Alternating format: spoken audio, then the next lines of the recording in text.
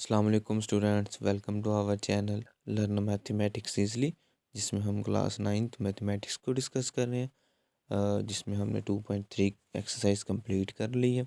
आज हम एक्सरसाइज 2.4 से पहले जो इम्पोर्टेंट कंसेप्ट हैं, जो टॉपिक हैं, उनको पढ़ेंगे। तो सबसे पहला हमारा टॉपिक है क़ुव्वत नुमा के कवानीन, या इसको हम कहते हैं जी लॉज ऑफ एक्सपोनेंट। अब असास और क़ुव्वत का तसव्वुर। असास को हम कहते हैं बेस और क़ुव्वत को हम कहते हैं एक्सपोनेंट, या इसको हम पावर कहते हैं। ये पहले हम बहुत अच्छी तरह डिस्कस करके हैं। अब है जी क़ुव्वत नुमाई शक्ल ए की पावर n में ए असास यानी बेस और n को ए की क़ुव्वत का इंडेक्स कहा जाता है। अब इसमें देखें कि पहले हमने पढ़ा कि अगर ए की पावर स्क्वायर रूट के बाहर n आ जाए तो वो रेडिकल होता था। ठीक है जी, वो रेडिकल होता था। अगर स्क्वायर रूट के बगैर ए के ऊपर पावर n आ जाए, ये बटे में भी हो सकती थी n, तो इस तरह आ जाए तो ये क़ुव्वत नुमाई शक्ल होती है। ठीक है, और इसमें हमने देखा था कि जिसके ऊपर पावर होती है, जिस एलिमेंट के ऊपर, जिस रियल एलिमेंट के ऊपर पावर होती है, उसको हम बेस कहते हैं। ठीक है, इसमें हम बेस कहते हैं। और अगर हम उसकी रेडिकल में बात करें तो उसको हम रेडिकंड भी कहते थे। ठीक है, अब आपको पता है कि ये ऊपर वाली होती है पावर और नीचे वाली होती है बेस। ठीक है, ये आपको समझ आ गया।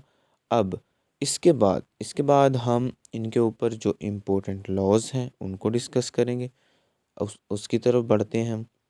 अगर ए बी दो हकीकी अदाद हों और एन एम मुस्बत सही अदाद हों तो अब जब हमने सेकंड चैप्टर शुरू किया था तो हमने सारे अदाद को अच्छी तरह पढ़ा था। ठीक है जी, नंबर सिस्टम को पढ़ा था। अब आपको पता है कि जो सही मुस्बत अदाद होते हैं वो कौन से होते हैं। जब हम क्या करते हैं जी, इंटीजर्स, इसको हम इंटीजर्स भी कहते हैं, 0, 1 और -1, और ये चलते रहते हैं यहाँ से। ठीक है जी, तो ये अप टू सोन चलते रहते हैं। अब अगर इसमें हम ये नेगेटिव वाले ख़त्म कर दें, ठीक है जी, नेगेटिव वालों को हम ख़त्म कर दें तो आपके पास पीछे बच जाएगा 0, 1 और 2। अब आप देखें, अगर हम इसकी बात करें तो 0 से जो शुरू होते हैं वो हमारे होल नंबर होते हैं। तो आप देखेंगे कि हम यहाँ पर जब मुस्बत की बात करेंगे तो उसमें नेगेटिव वाले कोई भी एलिमेंट नहीं होंगे। 0 हमारा नेगेटिव भी होता है, पॉजिटिव भी होता है, तो हम उसको जो मर्ज़ी लिख लें। ठीक है, अब हम इसके लॉज की बात करते हैं। हमारा जो पहला लॉ है वो है जी 1। अगर ए की पावर m हो और ए की पावर n हो और दोनों की बेसिस सेम हो, बेसिस हमने पढ़ा कि वो क्या होती है जी, असास। ठीक है, अगर वो सेम हो, अगर आप असास की बात करें तो देखें ए दोनों सेम हैं, इसलिए अगर बेस सेम हो तो उनकी पावरें जमा हो जाती हैं। ठीक है जी, जब दो बेसिस सेम हो और उनके ऊपर पावर हो और वो आपस में मल्टीप्लाई हो रही हों तो उनके ऊपर जो पावरें हैं वो ऐड हो जाती हैं। ठीक है जी, ये हमारा था पहला लॉ। अब हम इसके दूसरे लॉ की बात करते हैं। दूसरा लॉ है, अगर एक आपके पास बेस ए हो, उसके ऊपर पावर हो m, ठीक है, और कोई n पावर उसके साथ मल्टीप्लाई कर रही हो, तो हम उन दोनों को आपस में मल्टीप्लाई करवा देते हैं और उसको ब्रैकेट के बगैर भी लिख सकते हैं। ठीक है जी, उसके बाद इसका जो थर्ड लॉ है वो हमारे पास है कि अगर दो बेसिस हों, ठीक है जी, दो बेसिस हों अलग-अलग और उनके ऊपर कॉमन पावर हो n, ठीक है, दो बेसिस हों उनके ऊपर पावर हो कॉमन n, तो हम उस पावर को दोनों बेसिस पर अलग-अलग लिख सकते हैं। ठीक है जी, हम उनके ऊपर अलग-अलग लिख सकते हैं। उसके बाद इसका है 4 नंबर लॉ। वो हमें क्या कहता है, 4 नंबर लॉ हमें कहता है जी, अगर दो अलग-अलग बेसिस डिवाइड हो रही हों, ठीक है जी, असास एक दूसरे पर डिवाइड हो रहे हों और उनके ऊपर कॉमन यानी उन दोनों के ऊपर एक ही पावर हो, तो कॉमन पावर हो, तो हम उन दोनों को अलग-अलग करके लिख सकते हैं, ठीक है जी। तो उसको हम अलग-अलग करके लिख सकते हैं। ये हमारा था जी फोर्थ लॉ। अब इसके बाद हम बात करने जा रहे हैं फिफ्थ लॉ की। फिफ्थ लॉ की अगर हम बात करें तो वो हमारे पास है कि अगर आपके पास बेसिस सेम हो, दो सेम बेसिस हो और वो एक दूसरे के ऊपर डिवाइड कर रही हो और उन दोनों और उस बेस की ऊपर पावर और हो और नीचे पावर और हो और वो एक दूसरे को डिवाइड कर रहे हो, तो जो नीचे वाली पावर है वो ऊपर चली जाएगी, ठीक है जी। जब नीचे वाली पावर ऊपर जाएगी तो वो तो बन जाएगी -a। अब देखेंगे a की पावर है m और जब हम बात करेंगे a की पावर n की, तो a की पावर ऊपर जाके -n हो जाएगी।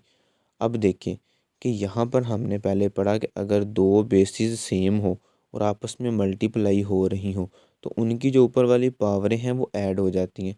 तो जब ये दोनों आपस में ऐड होंगी तो ये क्या बन जाएगा जी, m माइनस n, ठीक है जी।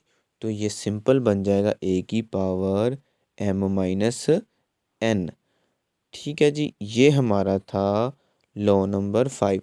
अब हम 6 की बात करते हैं कि अगर आपके पास कोई भी बेस हो और उसकी पावर 0 लें, ठीक है, उसकी पावर आप 0 लें तो आंसर हमेशा 1 ही आता है, ठीक है। अगर आप 5 के ऊपर इसकी पावर 0 लें तो आप देखें इसका आंसर 1 नहीं आएगा, ठीक है जी। अब इसके बाद हमारे पास जो लास्ट लॉ है वो है जी 7।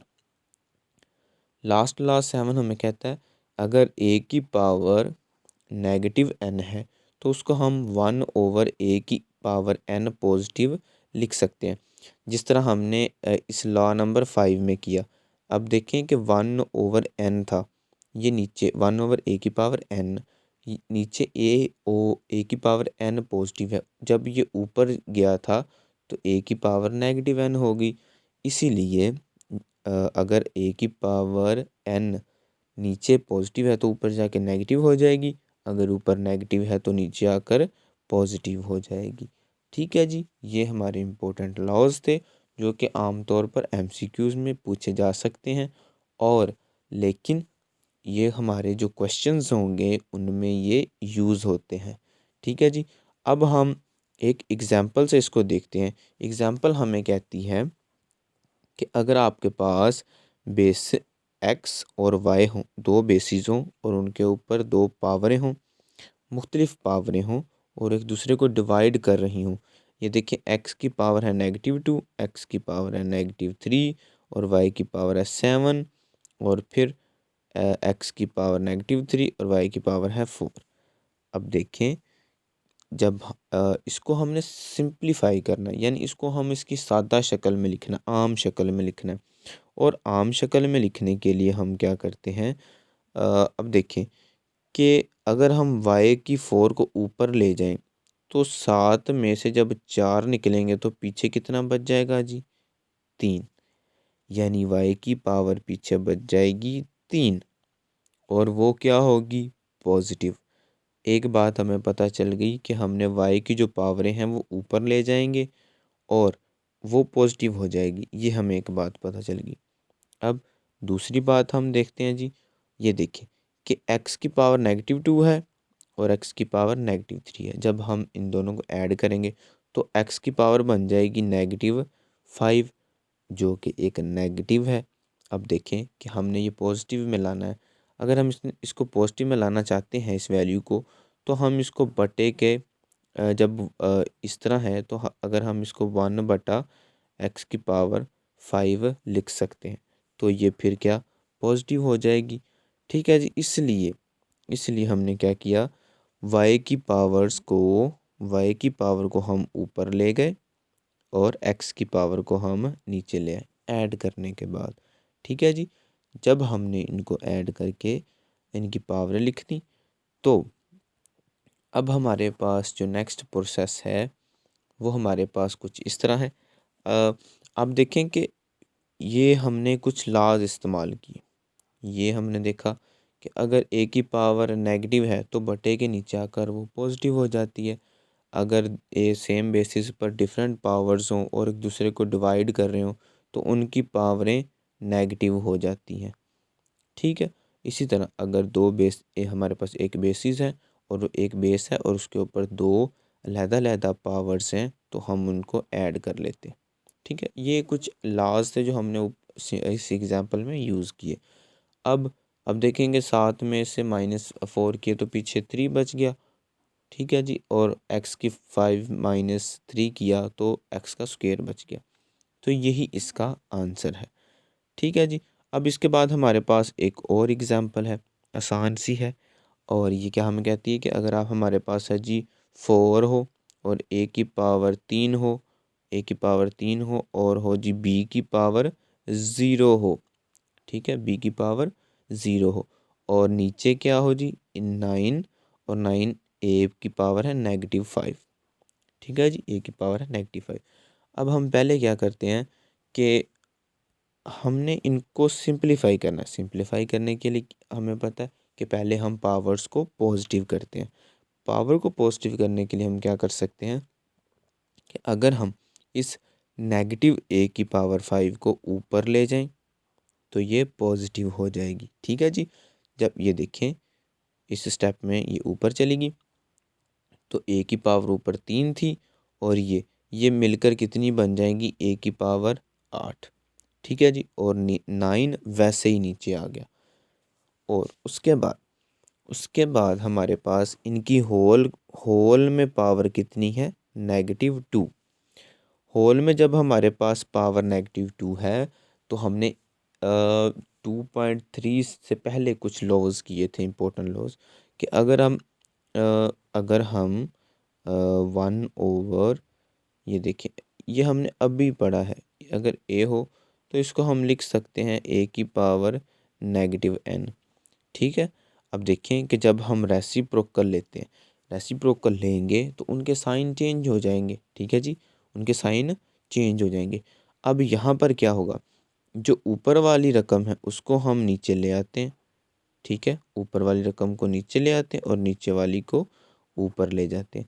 जब हम इस तरह करेंगे तो ये जो बाहर इनकी कॉमन पावर है -2, ये +2 बन जाएगा। ठीक है, ये देखिए ये हमने इनका कर लिया जी रेसिप्रोकल।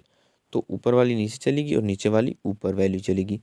तो इसके बाद हमने एक और लॉ पढ़ा। हमने पढ़ा कि अगर a ओवर b की पावर n हो तो हम इनको अलहदा लिख सकते हैं। किस तरह जी, a की पावर n और b की पावर n, हम इनको इस तरह लिख सकते हैं। ये हमने डिस्कस कर लिया। अब हम इसी थ्योरम को यूज़ करेंगे या लॉ को यूज़ करते हैं कि इन दोनों की पावर्स को अलहदा जी लिख दिया। जब हमने इनको अलहदा लिख दिया तो आप देखें कि जब हम 9 का स्क्वायर लेंगे तो ये बन जाता है 81, और अगर 4 का स्क्वायर लेंगे तो ये बन जाता है 16।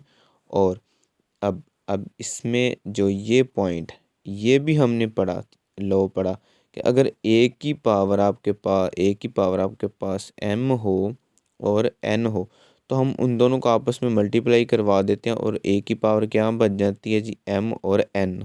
ठीक है, अब ये उसी सेम प्रोसेस को यूज़ करते हैं। अब 8 को 2 से मल्टीप्लाई करवाया तो 16 आ गया। तो यही जी इसका आंसर था और यही इसकी सिंप्लीफिकेशन थी। अब हम इसकी और एक एग्जांपल कर लेते हैं, उसके बाद हम एक्सरसाइज 2.4 करेंगे। अब हमारे पास एग्जांपल नंबर आ जाती है जी 2। एग्जांपल नंबर 2 हमें कहती है अगर 4 और 3 की पावर हो n। ठीक है, और नीचे बटे के नीचे हमारे पास 3 की पावर हो n+1 और नेगेटिव हो 3 की पावर n।